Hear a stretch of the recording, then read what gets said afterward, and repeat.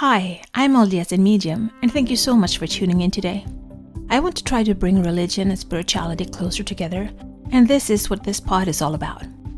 I will talk about my own thoughts and feelings as I am both LDS and have spiritual gifts, something that I've had my whole life, but I always thought that it was hard to combine these gifts with my religion. This has torn me into two directions, and I have talked to many people who feel the same way.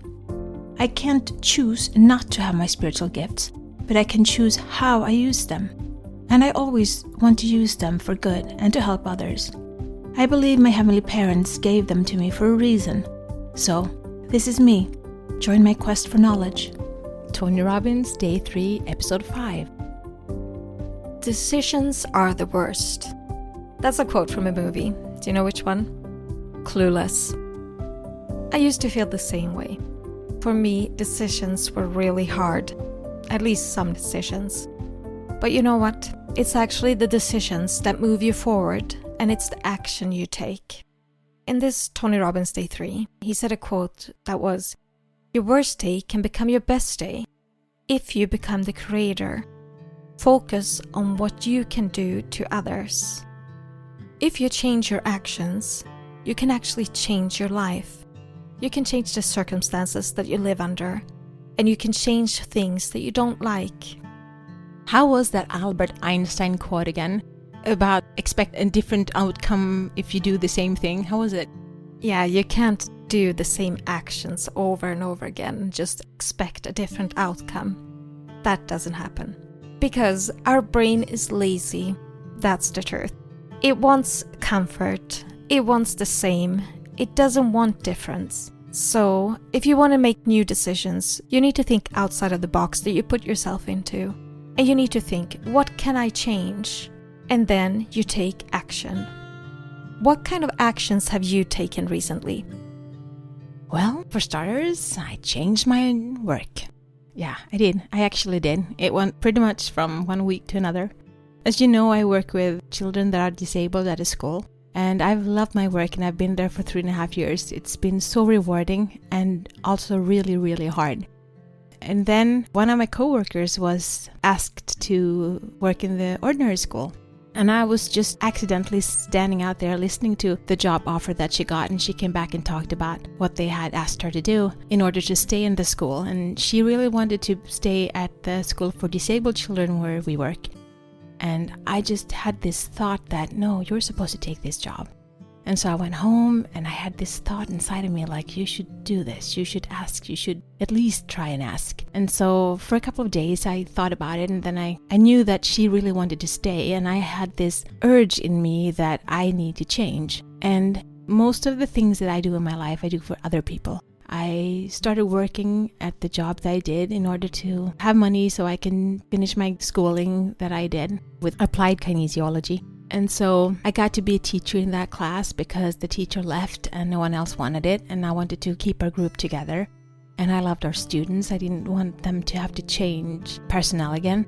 And so I took the teaching job for the group. And then I got burned out, got to be on sick leave, and I came back and I said, I don't want to be a teacher anymore, but I can still be in the class and support the teacher that came after me, which was my best friend. And they changed me and put me in another class, and I was like a zombie. I just went to work, I did what I was supposed to do, and then I went home. I didn't have any joy in my work anymore. And then they swapped me back to my class again, and I was happy for a bit. But since I'm good at working with these kids, they put me in different classes. I go back and forth and help out when people are sick. And that has been really hard for my energy to learn all different students' needs and all the routines in different classes. And I've been tired. Honestly, I've been really tired. So I felt like this was an opportunity for me to work in the ordinary school. I'm going to work with a bunch of 6-year-olds. There's so much energy, it's so much fun, and I'm really looking forward to it. But the thing is, I did it for me.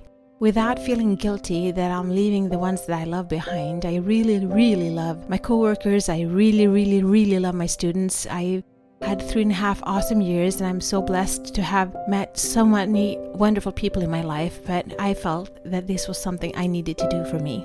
And yes, I'm scared. Like I said, I hate changes. I like to do the same things that I'm good at. But if I'm constantly doing what I'm already good at, I won't be better at anything else. So I need to get out of my comfort zone and learn to do new things. And so that's what I'm doing. And I'm embracing it. And I'm loving it. And I'm scared to death. But hey, no pain, no gain, right? Definitely. No pain, no gain. But then again, I know that you have had a really interesting time in your life.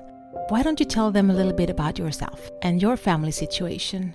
How it is being a parent of a son that has special needs? Well, I have a son. Well, I have 4 children actually. I have 3 daughters and my youngest one is a son. When he was born, or when he was 2 years old, he was diagnosed with autism. It was a very turbulent time for us. We had slowly adapted to his autism without even noticing it. And our whole lives were revolving around him without thinking much about actually that he was taking up so much of our time. He was little and we didn't think about it. But once both of my sisters actually came to me and said that you should really look at autism. And that night I sat down with my husband and we started looking at autism. And he just checked every box. And that could have scared us, and it probably did a little bit, but we also started to take massive action. And we're actually until this day taking action because we need to help him to get the most out of his life as possible. It has really developed me as a person and also my husband. We are completely different people than we were when he was first diagnosed with autism. But then it has been a journey and I've learned a lot on the way. And the actions that we've taken, I wouldn't have done it differently because I am a person that takes action. I'm not a person that dwells on things that go wrong. And so I just move forward full steam ahead. And so we've come a long way. We've helped him get so much better. And in each day we're trying to help him the best we can so he can have a life that is good for him and also good for us. Do you remember that when you started with the quote, "Decisions are the worst"? And I know you, and I know that you have a really hard time with some sort of decisions. But when it comes to your son, I haven't really seen that you know exactly what to do, you know exactly what you want to do, and you go after it no matter what. And so I think it's hard for you to decide when it's regarding you, but when it's regarding him or any other person that you love, you see it so clearly and you go after it, like you said, full steam ahead. And that's something that you're an inspiration to me, because you've been a force of nature all your life. Like you said, I came to you when I needed someone to make hard phone calls for me or do things that I was too lazy or too scared or whatever to do. I came to you and you always helped me. And I never saw that problem with making decisions when it was regarding other people. Do you hear what I'm saying and see what I'm saying? Oh yeah, I thought about that too. Actually, the hardest decisions, and why I said decisions are the worst, when it comes to organizing. I'm not an organized person in my life. I leave things in places where they're not supposed to be. I don't usually put them away. I remember one time when I was little, my dad got really mad because I had taken the hammer and I didn't hang it back where it was.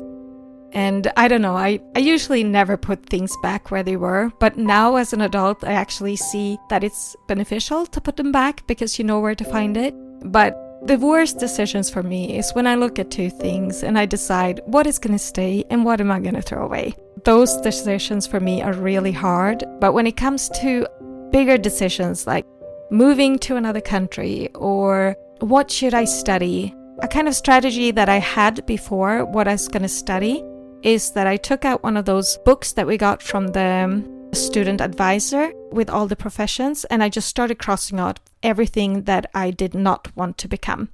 And then I just applied to everything. I saw where I got in, and then I just decided. I wanted to see what my options were. But in all this, I see how important it is to take decisions, and I'm actually getting to the clutter too. I'm making decisions on what to throw away and what to keep, and it's not easy, but you know what? I started muscle testing it, and that makes it so much easier. You just need tools and strategies, I would say. Well, it's a good thing that I've given you the tools and the strategies then. Well, I think this is why it's important to have role models in your life that are good. You've always been there for me, being my sister, but also having so many qualities that I don't have. I complete you. Yes, you complete me. That is so true. And doing this together has really brought us together.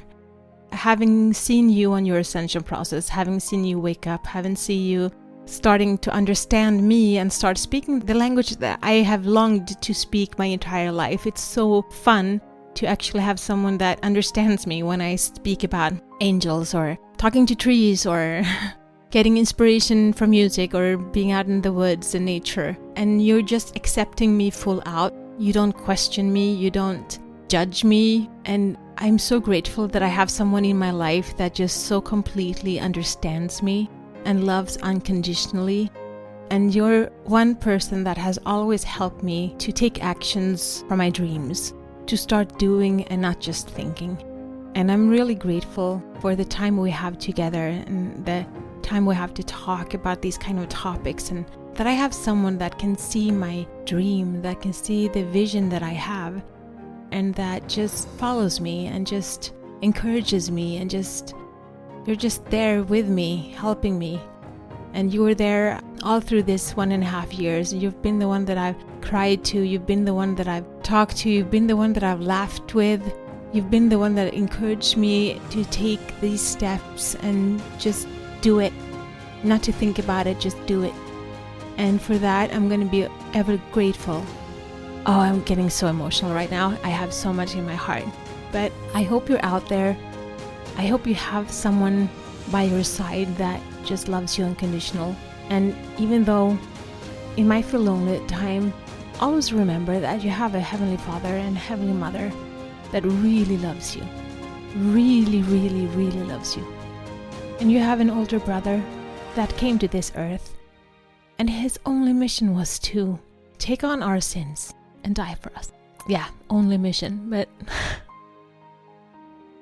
I just want to live my life always showing the gratitude about the actions that he took for me. And if I can help one person on this earth, then I'm gonna be happy. And so, if you can reach out a hand and help someone, let's do it together. Let's be a light. Let's share a light and spread the light and shine together. This is my journey. Thank you so much for keeping me company today. Please download, like, share, and subscribe, and help spread the light and spread the word to expand our community. Let's bring more love, peace, and unity to this world. Take care of yourself and your loved ones. Always be grateful, kind, and loving. Be brave and remember to step out of your comfort zone and smile. If you support us on Patreon, you will get access to our meditations and extra materials so you can download them as MP3. Also, we now have a Facebook group, which you can access from our Facebook community. Please answer the questions as you apply to participate. It will be a safe haven where we can keep discussing religion and spirituality, our spiritual gifts, and self-development. Remember, one person can make a difference, but together we can change the world.